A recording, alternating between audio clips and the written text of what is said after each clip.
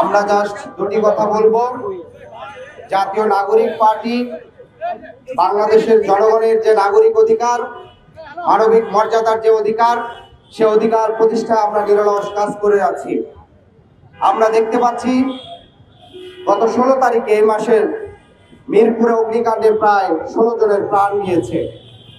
গত পরশু আমরা দেখলাম মেট্রো রেলের বিয়ারিং প্লেট পরে এক নাগরিক মারা গেল। এই নগরে আজকে মানুষ যে জীবিত থাকে, সকালে বের হয়ে শত মৃত্যুকূপ থেকে বেরিয়ে রাতের বেলা নিরাপদে বাড়ি কোনো রকম যান নিয়ে বাড়ি ফিরে, সেটাই এক বড় আশ্চর্য।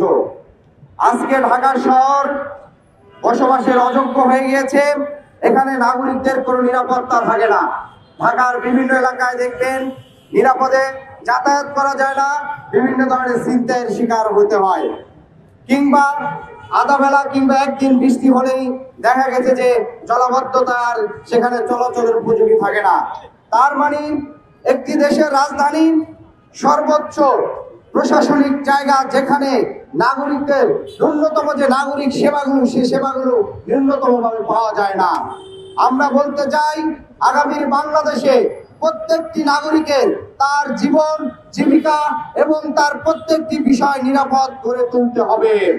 আমরা সরকারকে অনুরোধ করব, ঢাকায় যে খালগুলো দখল হয়েছে সেই খালগুলো উদ্ধার করে এই জলাবদ্ধতা দূর করতে হবে।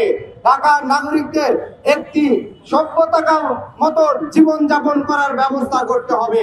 আজকের যারা উপস্থিত হয়েছেন, ঢাকা মহানগর দক্ষিণের নেতৃবৃন্দ এবং সাংবাদিক বৃন্দদের ধন্যবাদ জানিয়ে আমার বক্তব্য শেষ করছি।